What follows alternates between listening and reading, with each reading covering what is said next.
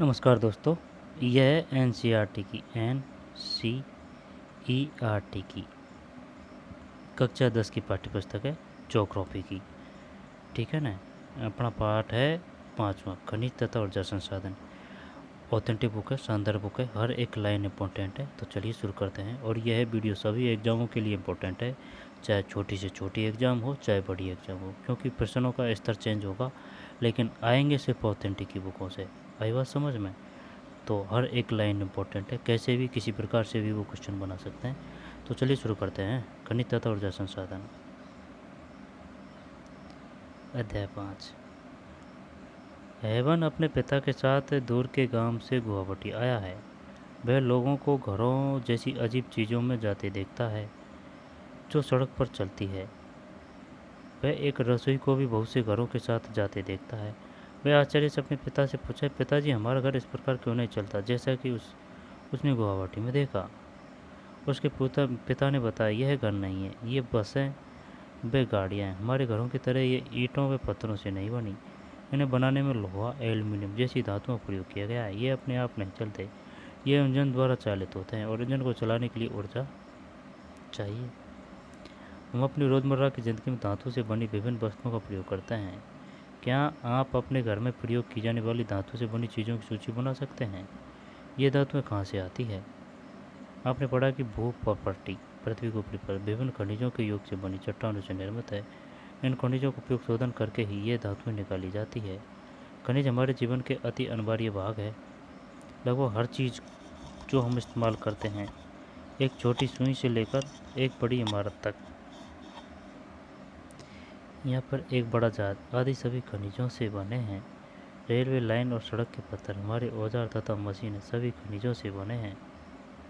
अच्छा, सड़क के पत्थर, कारें, बसें, रेलगाड़ियाँ, हवाई जहाज सभी खनिजों से निर्मित है और धरती से प्राप्त ऊर्जा के साधनों द्वारा चालित होते हैं। यहाँ तक कि भोजन में भी खनिज होते हैं। अच्छा, भोजन में भी, जिसे हम खाते हैं। मनुष्य ने विकास की सभी अवस्थाओं में अपनी जीविका तथा सजावट, त्योहारों व धार्मिक अनुष्ठान के लिए खनिजों का प्रयोग किया है। खनिजों का प्रयोग किया है। खनिज व दंतमंजन से एक उज्ज्वल मुस्कान।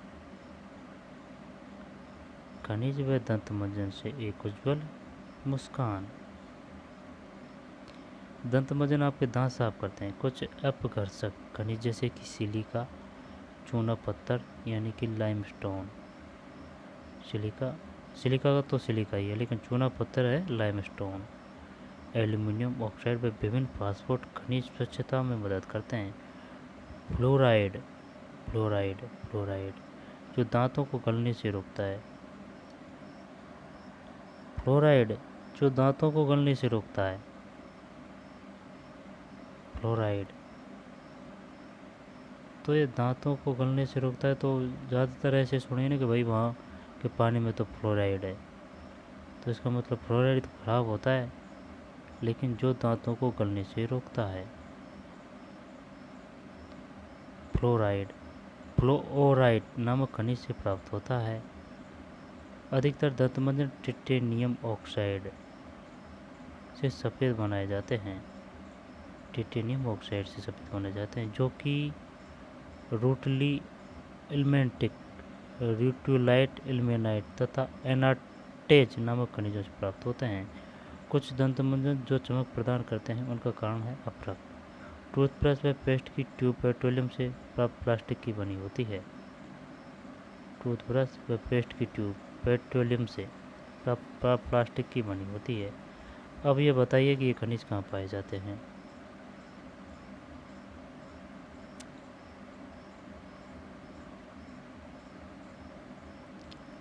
ठीक, खनिज में दंतमंजन से एक उज्ज्वल मुस्कान।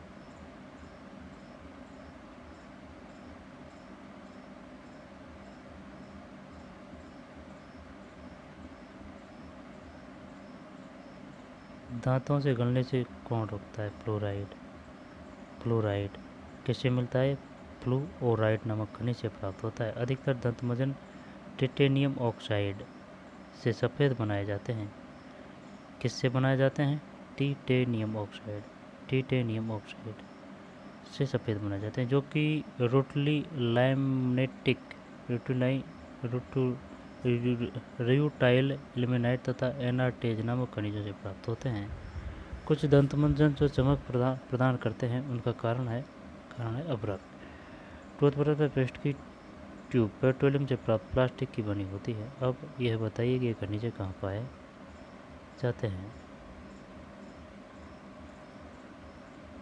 बता रहा है वो तो कि भाई खनिज क्या है, क्या कमाते हैं। जरा ध्यान से सोचें, बताएं कि रोशनी देने वाले बल्ब में कितने खनिज प्रयुक्त होते हैं। रोशनी वाले बल्ब में खनिज, सभी सजीव वस्तुओं को खनिजों की आवश्यकता होती है। इसमें सब आते हैं भाई, इंसान भी सजीव है तो जानवर भी सजीव है, जितने भी जो सजीव है जो सब सजीव में आ गए। खनिजों के बिना जीवन प्रक्रिया नहीं चल सकती। यद्यपि हमारे कुल पौष्टिक उपभोग का केवल 0.3% भाग ही खनिज है। कितना? 0.3% भाग ही। बताइए कितना प्रतिशत भाग खनिज है? केवल 0.3% भाग ही खनिज है। तथापि ये इतने महत्वपूर्ण और गुणकारी है कि इनके बिना हम 99.7% भोज्य पदार्थों का उपयोग करने में असमर्थ होंगे। अच्छा, कितने प्रतिशत खनिज हैं? यद्यपि हमारे कुल पौष्टिक उपभोग का केवल 0.3% भाग ही खनिज है। तथापि ये इतने महत्वपूर्ण और गुणकारी है कि इनके बिना हम 99.7% भोज्य पदार्थों का उपयोग करने में असमर्थ होंगे। जरा ध्यान से सोचें, बताएं तथा भोजन पदार्थों पर अंकित पोषक तत्वों को इकट्ठा करें। खनिज क्या है? खनिज क्या है? व्हाट दिस खनिज? भूवैज्ञानिक अनुसार खनिज एक प्राकृतिक रूप से विद्यमान समरूप तत्व है, प्राकृतिक रूप से, जिसकी एक निश्चित आंतरिक संरचना है। खनिज प्रकृति में अनेक रूपों में पाए जाते हैं, जिसमें कठोर हीरा व नरम चूना तक सम्मिलित है। खनिज इतने विविध क्यों है?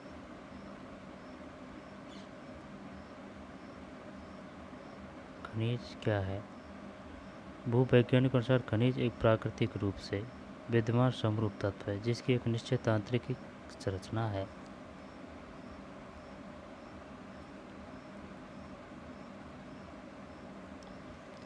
खनिज प्रकृति में अनेक रूपों में पाए जाते हैं, जिसमें कठोर हीरा व नरम चूना तक सम्मिलित है। खनिज इतने विविध क्यों है?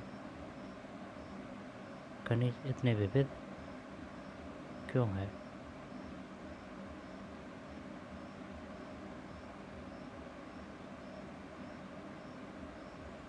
खनिज क्या है? भूवैज्ञानिक अनुसार खनिज एक प्राकृतिक रूप से विद्यमान समरूप तत्व है, जिसकी एक निश्चित आंतरिक संरचना है। खनिज प्रकृति में अनेक रूपों में पाए जाते हैं।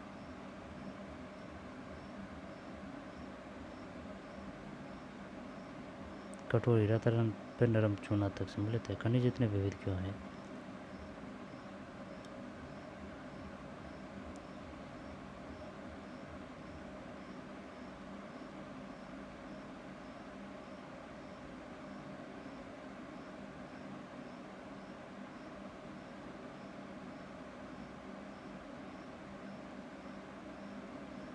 आप चट्टानों के विषय में पहले ही पढ़ चुके हैं। चट्टानें खनिजों के समरूप तत्वों के यौगिक हैं। कुछ चट्टानें जैसे चूना पत्थर केवल एक ही खनिज से बनी है, लेकिन अधिकतर चट्टानें विभिन्न अनुपातों के अनेक खनिजों का योग है। चूना पत्थर ओनली एक खनिज है। यद्यपि 2000 से अधिक खनिजों की पहचान की जा चुकी है, लेकिन अधिकतर चट्टानों केवल कुछ ही खनिजों की बताता है। एक खनिज विशेष जो निश्चित तत्वों का योग है, उन तत्वों का निर्माण उस समय के भौतिक व रासायनिक परिस्थितियों का परिणाम। इसके फलस्वरूप खनिजों में विविध रंग, कठोरता, चमक, घनत्व तथा विविध क्रिस्टल पाए जाते हैं। भूवैज्ञानिक इन्हीं विशेषताओं के आधार पर खनिजों का वर्गीकरण करते हैं। किसके आधार पर करते हैं? रंग, कठोरता, चमक, घनत्व तथा विविध क्रिस्टल पाए जाते हैं। भूवैज्ञानिक इन्हीं विशेषताओं के आधार पर खनिजों का वर्गीकरण करते हैं। भूगोलविदों व भूवैज्ञानिकों द्वारा खनिजों का अध्ययन।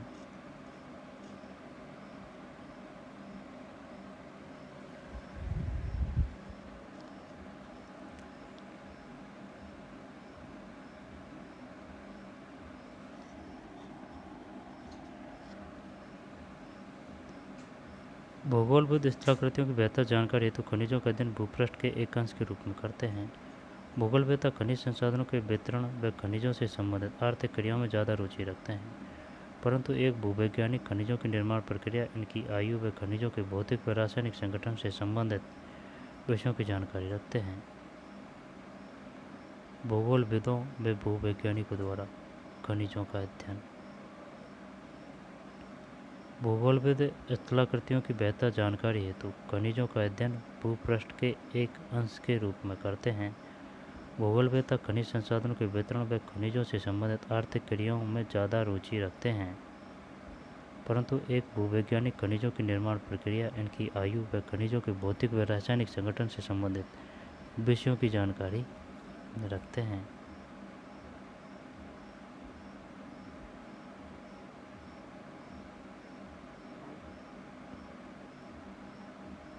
अलग अलग बता रहा है भूगोलविद, भूगोलविद अलग है, भूगोलवेत्ता और भूवैज्ञानिक। ये कौन सा बड़ा है ना, भूगोलविद में, भूगोलवेत्ता में, भूवैज्ञानिक, भूवैज्ञानिक है। सामान्य व वाणिज्यिक व्यापारिक उद्देश्य हेतु खनिज निम्न प्रकार से वर्गीकृत किए जाते हैं।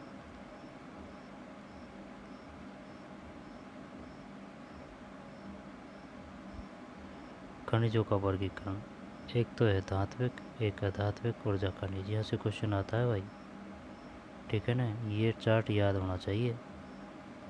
धात्विक, जब धात्विक में है लोहे धातु, अलोहे, है ना, ठीक। जब लोहे धातु में से कौन कौन है जिसमें लोहे का अंश हो, जैसे कि लोहे, अयस्क, मैग्नीज, निकल व कोबाल्ट आदि, ठीक है। सुन, अब क्वेश्चन कैसे आएगा, क्वेश्चन ऐसे आएगा, चल ये बताइए निम्न में से कौन सा धात्विक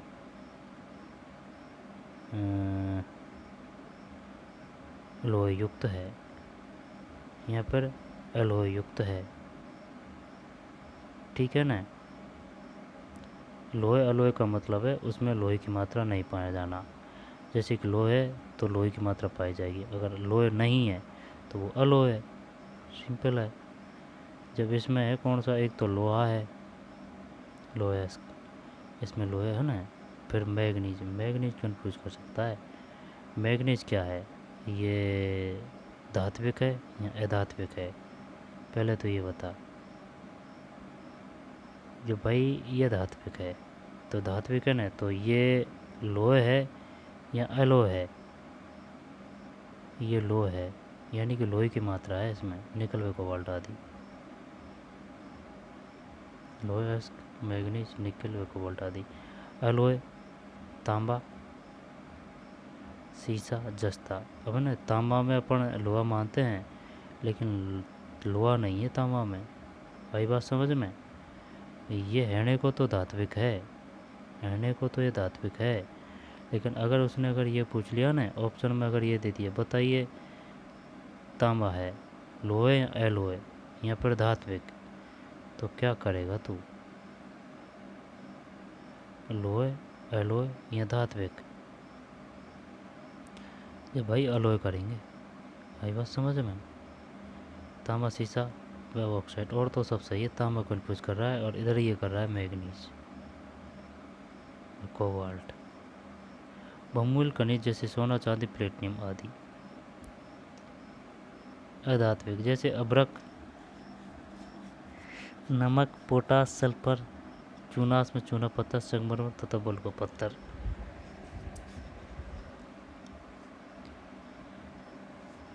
ऊर्जा खनिज,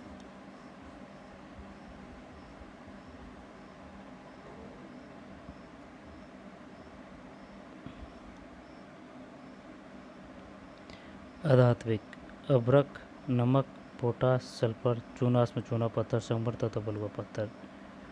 ऊर्जा खनिज जैसे कोयला, पेट्रोलियम तथा प्राकृतिक गैस।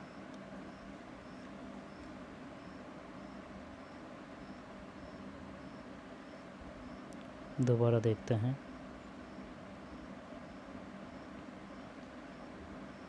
आराम से, कोई जल्दी नहीं है। इधर तो है धात्विक है ना, इधर है अधात्विक। जब धात्विक में भी है लोहे, अलोहे। जब लोहे में है, जिसमें लोहे का अंश हो, लोहेस्क, मैग्नीज, निकल व कोबाल्ट आदि। ठीक है। अलॉय में ये तांबा कर रहा है कन्फ्यूज बस। शीशा, जस्ता व बॉक्साइट आदि। बहुमूल्य खनिज जैसे सोना, चांदी, प्लेटिनियम आदि। अधात्विक और ऊर्जा खनिज।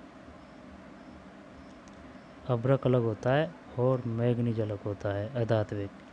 अधात्विक में है अभ्रक, नमक, पोटास, सल्फर, चूनास्म, चूना पत्थर, संगमरमर तथा बलुआ पत्थर। कोई दिक्कत नहीं।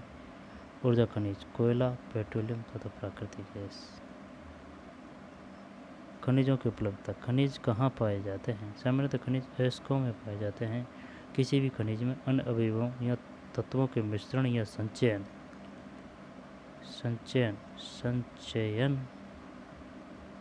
हेतु अयस्क शब्द का प्रयोग किया जाता है। खनन का आर्थिक महत्व तभी है जब अयस्क में खनिजों का संचयन पर्याप्त मात्रा में हो। जब अयस्क में खनिजों का संचयन पर्याप्त मात्रा में। खनिजों के खनन की सुविधा इनके निर्माण व संरचना पर निर्भर है। खनन सुविधा इसके मूल्य को निर्धारित करती है।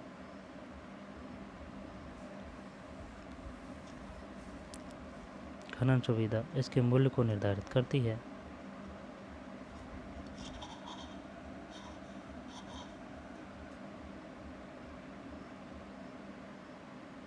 अतः हमारे लिए मुख्य शैल समूह को समझना अत्यंत आवश्यक है जिनमें ये खनिज पाए जाते हैं।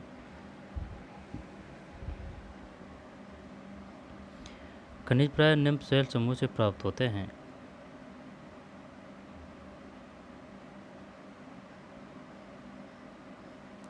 आग्नेय तथा कायांतर चट्टानों में खनिज दरारों, जोड़ों, भ्रंशों व बीदरों में मिलते हैं।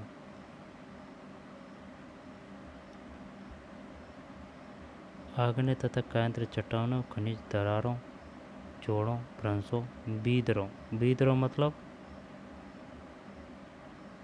मिलते हैं। छोटे जमाव सिराओं के रूप में और बृहत जमाव परत के रूप में पाए जाते हैं। इनका निर्माण भी अधिकतर उस समय होता है जब ये तरल अथवा गैसीय अवस्था में दरारों के सहारे भूपृष्ठ की ओर अकेले धकेले जाते हैं। तरल अथवा गैसीय अवस्था में दरारों के सहारे भूपृष्ठ की ओर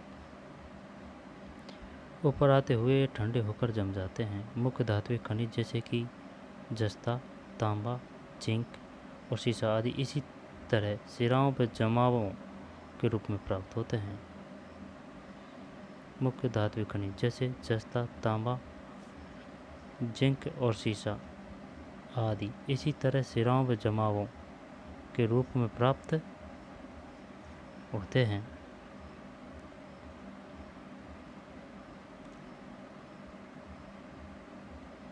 आदि इसी तरह सिराओं व जमावों के रूप में प्राप्त होते हैं।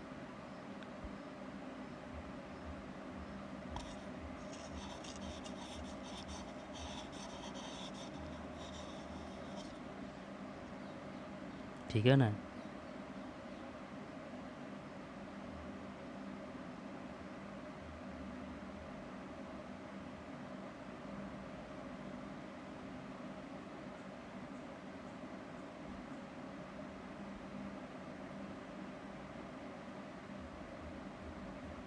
कौन कौन से पाए जाते हैं? जस्ता तांबे को तो जानते हैं यार। जस्ता, तांबा, जिंक और सीसा आदि इसी तरह सिराओं व जमावों के रूप में पाए जाते हैं। बताइए सिराओं सिराओं मतलब सिराओं व जमावों के रूप में पाए जाते हैं। यानी कि सिराओं और जमावों में कौन से अयस्क पाए जाते हैं? धात्विक खनिज जैसे कि जस्ता, तांबा। धात्विक खनिज है तांबा, लेकिन ये एलो है, इसमें लोहा नहीं है। सही है। जस्ता, तांबा, जिंक और सीसा आदि इसी तरह सिराओं व जमावों के रूप में प्राप्त होते हैं। अनेक खनिज अपसादी चट्टानों के अनेक खनिज संस्तरों या परतों में पाए जाते हैं। इनका निर्माण क्षैतिज परतों में निक्षेपण, संचयन व जमाव का परिणाम। कोयला तथा कुछ अन्य प्रकार के लोहे अयस्कों का निर्माण लंबी अवधि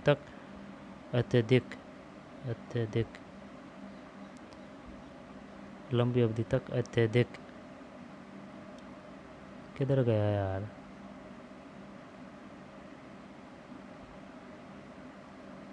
इसका मतलब क्या पढ़ना, ये छोड़ दिया? खनिजों की उपलब्धता, नहीं नहीं नहीं, ये पढ़ लिया अपन ने। खनिज कहाँ पाए जाते हैं, है ना, यही है।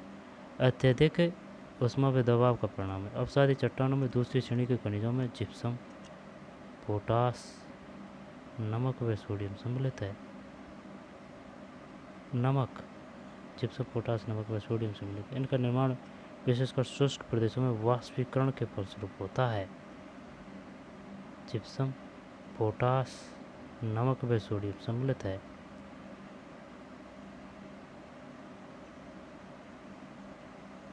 फलस्वरूप होता है।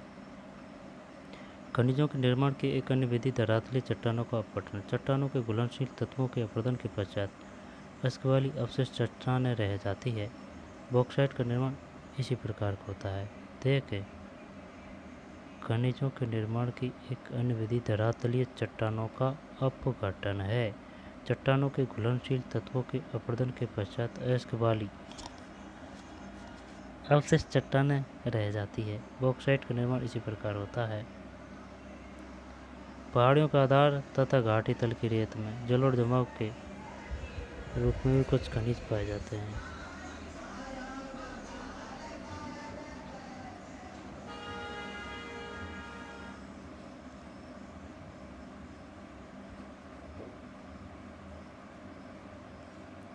लोहे अयस्क खदान,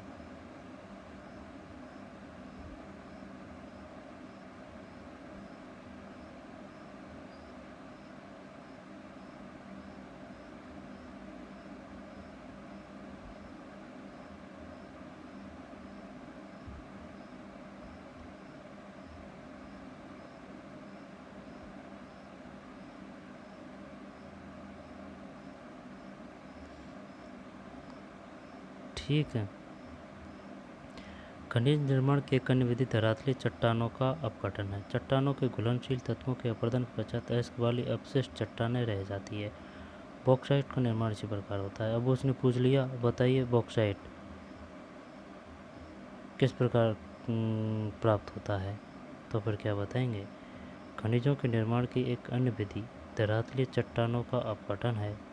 चट्टानों के घुलनशील तत्वों के अपरदन के पश्चात अयस्क वाली अवशिष्ट चट्टानें रह जाती है। बॉक्साइट का निर्माण इसी प्रकार का होता है। बॉक्साइट का पहाड़ियों के आधार तथा घाटी तल की रेत में जलोढ़ जमाव के रूप में भी कुछ खनिज पाए जाते हैं। ये निक्षेप प्लेसर निक्षेप के नाम से जाने जाते हैं। प्लेसर निक्षेप पहाड़ियों के आधार तथा घाटी तल की रेत में जलोढ़ जमाव के रूप में भी कुछ खनिज पाए जाते हैं। ये निक्षेप प्लेसर निक्षेप पहाड़ियों के आधार तथा घाटी तल की रेत में जलोढ़ जमाव के रूप में भी कुछ खनिज पाए जाते हैं। ये निक्षेप प्लेसर निक्षेप के नाम से जाने जाते हैं। इनमें प्राय ऐसे खनिज होते हैं जो जल द्वारा घर्षित नहीं होते। इन खनिजों में सोना, चांदी, टिन व प्लेटिनियम प्रमुख है।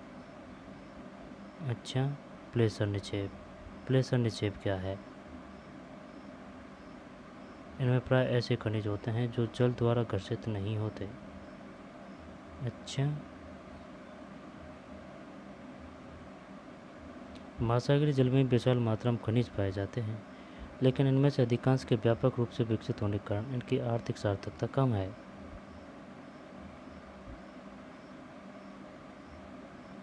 व्यापक रूप से विस्तृत होने के कारण इनकी आर्थिक सार्थकता कम है। फिर भी सामान्य नमक, मैग्नीशियम तथा ब्रोमाइन ज़्यादातर समुद्री जल से ही प्रग्रहित ड्राइवर्ड होते हैं। महासागरीय तली में मैग्नीज ग्रंथियों नोडल्स में धनी है।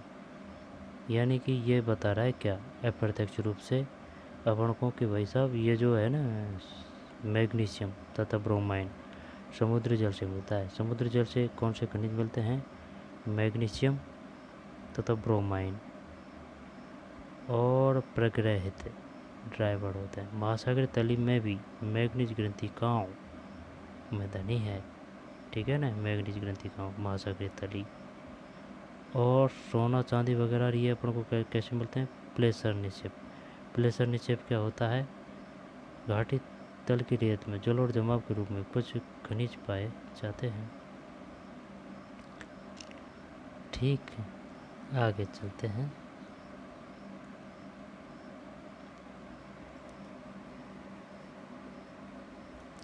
नूडल्स में धनी है।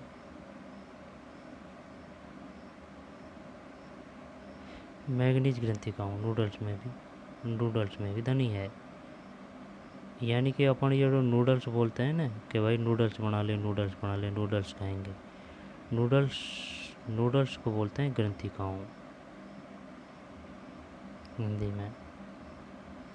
रेट होल खनन। क्या आप जानते हैं कि भारत में अधिकांश खनन राष्ट्रीयकृत है और उनका निष्करण सरकारी अनुमति के पश्चात ही संभव है। रेट होल खनन क्या है? किंतु उत्तर पूर्वी भारत के अधिकांश जनजातीय क्षेत्रों में खनिजों का स्वामित्व व्यक्तिगत व समुदायों को प्राप्त है। मेघालय में कोयला, लोहे, अयस्क, चूना पत्थर व डोलोमाइट के विशाल निक्षेप पाए जाते हैं। जोवाई चेरापूंजी में कोयले का खनन परिवार के सदस्य द्वारा एक लंबे संकीर्ण सुरंग के रूप में किया जाता है।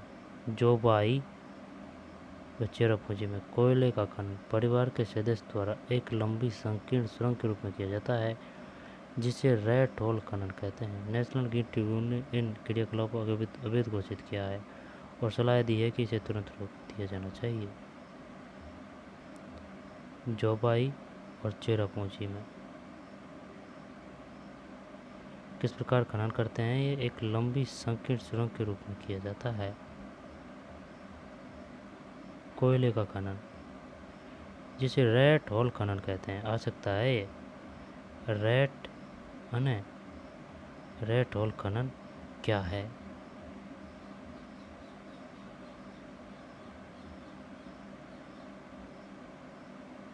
एक लंबी संकीर्ण सुरंग के रूप में किया जाए, जिसे रेट होल खनन कहते हैं। नेशनल गिल्ड ट्रिब्यूनल ने इस क्रियाकलाप को अवैध घोषित किया है और सलाह दी है कि इसे तुरंत रोक दिया जाना चाहिए। जरा ध्यान से सोचें, बताएं। एक खुली खदान ओपन पिट माइन उत्खनन व एक शैफ्ट युक्त भूमिगत खदान में क्या अंतर है? खुली खदान है ना, वह एक शैफ्ट युक्त भूमिगत खदान में क्या अंतर है? भारत अच्छे और विविध प्रकार के खनिज संसाधनों में सौभाग्यशाली है, यद्यपि इनका वितरण असमान है। मोटे तौर पर प्रायद्वीप चट्टान, कोयले, धात्विक खनिज, अभ्रक व अन्य अनेक अधात्विक खनिजों के अधिकांश भंडार हैं। प्रायद्वीप के पश्चिमी और पूर्वी पार्श्व पर गुजरात और असम की तलहटी चट्टानों में अधिकांश खनिज तेल निक्षेप पाए जाते हैं।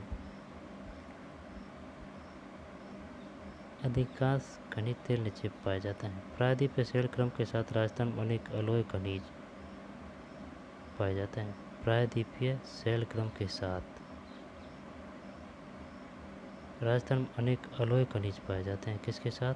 प्रायद्वीपीय शैल क्रम के साथ। राजस्थान में जो खनिज मिलते हैं वो किस प्रकार प्राप्त होते हैं अपन को? प्रायद्वीपीय शैल क्रम के साथ राजस्थान अनेक अलोय खनिज पाए जाते हैं।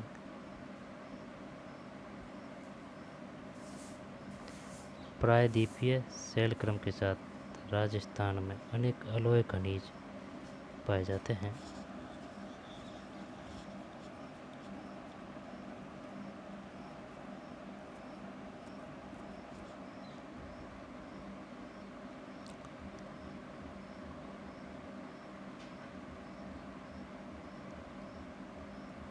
राजस्थान में अनेक अलोय खनिज प्रायद्वीपीय शैल क्रम के साथ मिलते हैं। उत्तरी भारत में विस्तृत जलोढ़ मैदान में आर्थिक महत्व के खनिजों में लगभग भिन्न है। ये विविधता खनिजों की रचना से अंतर्ग्रस्त भूगर्भिक संरचना प्रक्रियाओं और समय के कारण है। आइए अब हम भारत में भाई राजस्थान में खनिज कैसे मिलते हैं? प्रायद्वीपीय शैल क्रम के साथ राजस्थान में अनेक एलोहे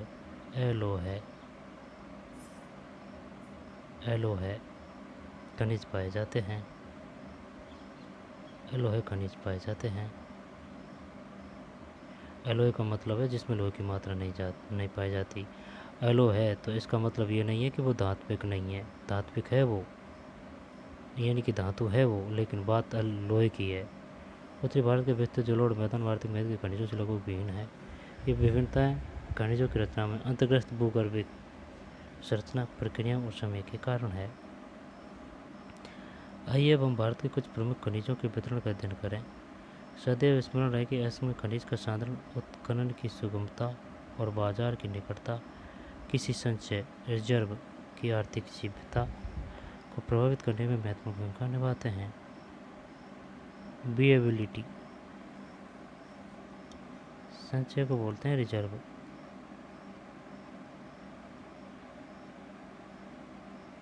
दोबारा देख लें। आइए अब हम भारत में कुछ प्रमुख खनिजों के वितरण का अध्ययन करें। सदैव स्मरण रखें कि अयस्क में खनिज का सांद्रण, उत्खनन की सुगमता और बाजार की निकटता किसी संचय यानी कि रिजर्व की आर्थिक जीवटता विएबिलिटी को प्रभावित करने में महत्वपूर्ण भूमिका निभाते हैं। अतः मांग की पूर्ति के लिए अनेक संभव विकल्पों से चयन करना पड़ता है। ऐसा हो जाने के बाद एक खनिज निक्षेप अथवा भंडार खदान में परिवर्तित हो जाता है। खनिज निक्षेप अथवा भंडार खदान परिवर्तित हो जाता है। अब है लोहे खनिज। ठीक, लोहे खनिज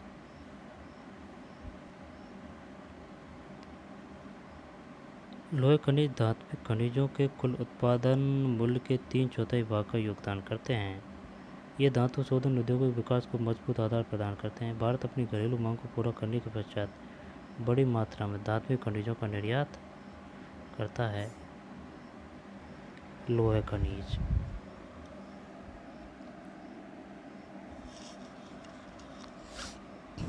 लोहे खनिज ठीक है ना। लोहे अयस्क, आयरन आयरन ओआरई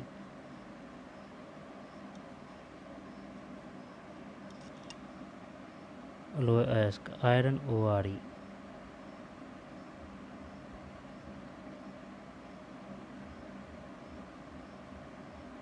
अयस्क को बोलते हैं ओआरई, है ना। लोहे अयस्क कोई शब्द है ना, चाहे वो साइकोलॉजी का हो, चाहे वो अर्थशास्त्र का हो, चाहे वो ज्योग्राफी का हो, है ना। यहाँ पर वैसा नॉर्मल शब्द हो, कोई भारी भरकम शब्द की बात कर रहा हूँ मैं, वो कोई हिंदी में बहुत भारी भरकम शब्द लगता है, लेकिन उसकी इंग्लिश देखते हैं ना तो वो नॉर्मल में समझा आ जाती है। जैसे कि लोहे वही लोहे क्या है तो देख आयरन, है ना। अयस्क लोहे अयस्क एक आधारभूत खनिज तथा औद्योगिक विकास की रीढ़ है। भारत में लोहे अयस्क के विपुल संसाधन विद्यमान है। भारत उच्च कोटि के लोहा से युक्त लोहे अयस्क धनी है। मैग्नेटाइट सर्वोच्च प्रकार का लोहे अयस्क है। मैग्नेटाइट ये लोहे की बात कर रहा है, ना कि कोयला की। कोयला में होता है सबसे बेस्ट एंथ्रासाइट, इसके बाद में बटुमनी, इसके बाद में लिग्नाइट, फिर पीट। राजस्थान में मिलता है पीट व इस फर्स्ट थर्ड व 4 नंबर के मिलते हैं ज़्यादा। ये लोहा की बात आ रही है। मैग्नेटाइट सर्वोच्च प्रकार का लोहा इसका ये क्वेश्चन आ चुका है। बताइए सबसे बढ़िया लोहा होता है। जब ऑप्शन थे कैसे, मैग्नेटाइट, लिग्नेटाइट, हेमेटाइट, ऐसे थे। मैग्नेटाइट जिसमें 70% लोहांश पाया जाता है। इसमें सर्वश्रेष्ठ चुंबकीय गुण होते हैं जो विद्युत उद्योगों में विशेष रूप से उपयोगी है। हेमेटाइट सर्वाधिक महत्वपूर्ण औद्योगिक लोहा अयस्क है। अरे बात तो तेरी सही है यार, लेकिन मैग्नेटाइट सर्वोच्च प्रकार का लोहा है जिसमें 70% लोहा होता है ना। मैग्नेटाइट तो ये क्या बोल रहा है, हेमेटाइट सर्वाधिक महत्वपूर्ण औद्योगिक लोहा है। तो ये मैग्नेटाइट क्या है तो भाई मैग्नेटाइट सर्वोत्तम प्रकार का लोहा है। हेमेटाइट सर्वाधिक महत्वपूर्ण औद्योगिक लोहा है।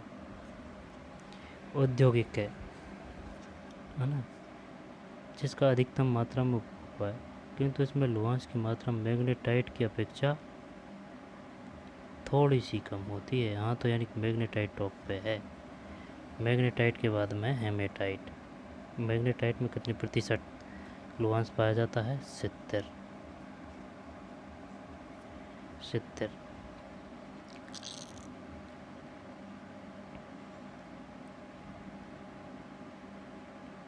इसका अधिकतम मात्रा में उपभोग, तो इसमें लोहांश की मात्रा मैग्नेटाइट की अपेक्षा थोड़ी सी कम होती है। इसमें लोहांश 50 से 60% तक पाया जाता है।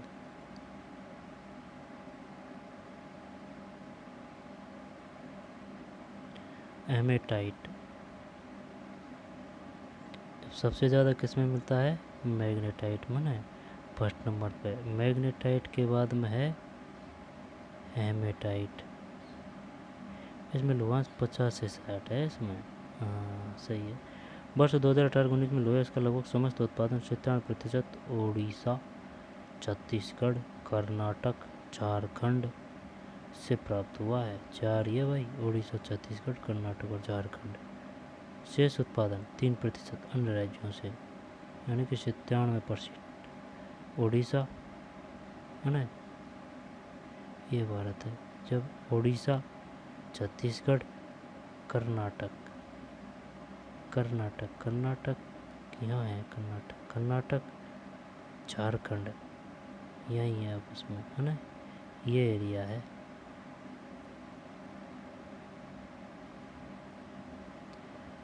क्या आप जानते हैं कन्नड़ भाषा में कूदरे शब्द का अर्थ होता है घोड़ा? कर्नाटक के पश्चिम घाट की सबसे ऊंची चोटी घोड़े के मुख से मिलती जुलती है। वेलाडीला की पहाड़ियाँ बैल के डील पंप से मिलती जुलती है, जिसके कारण इसका यह नाम पड़ा। अच्छा, वेलाडीला, गजब, ये तो हो गया यार। लेकिन कूदरे शब्द है कन्नड़ भाषा में, करते घोड़ा। कर्नाटक पश्चिम घाट की सबसे ऊंची चोटी घोड़े के मुख से मिलती जुलती है। वेलाडीला की पहाड़ियाँ बैल के डील पंप से मिलती है, जिसके कारण इसका यह नाम पड़ा। भारत में लोहे अयस्क की पेटियाँ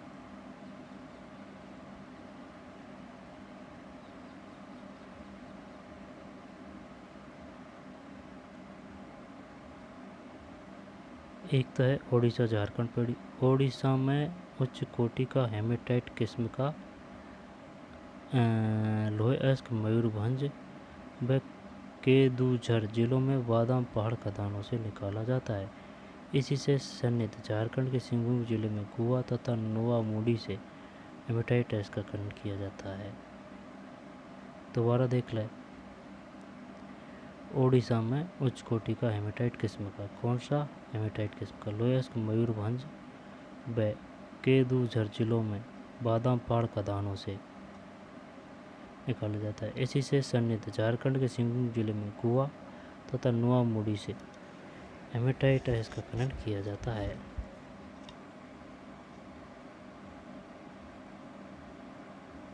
हेमेटाइट अयस्क का खनन किया जाता है। दुर्ग, बस्तर, चंद्रपुर पेटी।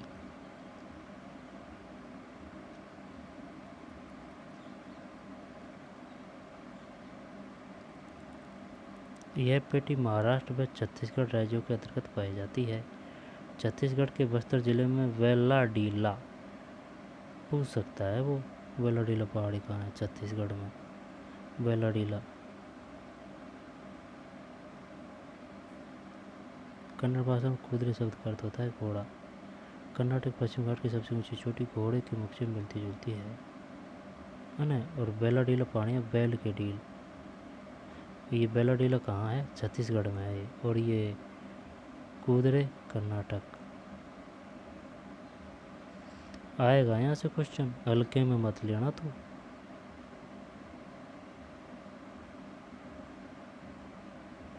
बादाम पहाड़ खदानों से क्या प्राप्त होता है? गुआ तथा नोवामुडी से हेमेटाइट अयस्क का खनन किया जाता है। गुआ तथा नोवामुडी से, यहाँ पर निम्नलिखित को सम्मिलित कीजिए। नोवामुडी, गुआ तथा नोवामुडी, हेमेटाइट, मैग्नेटाइट।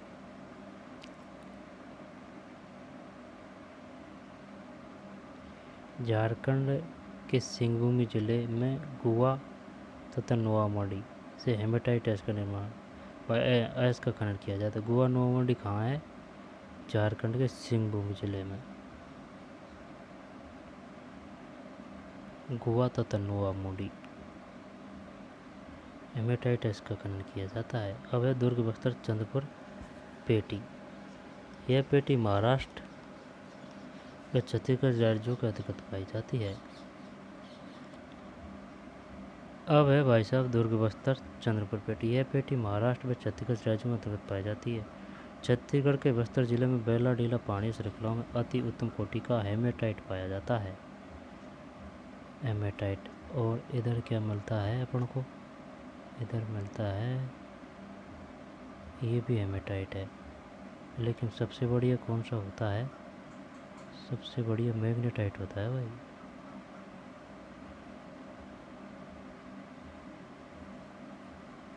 मैग्नेटाइट होता है 70%।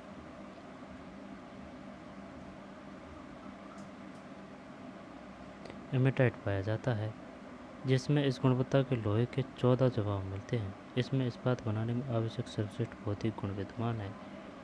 इन खदानों का लोहा इसके विशाखापत्तनम पत्तन से जापान तथा दक्षिण कोरिया को निर्यात किया जाता है। कहाँ से?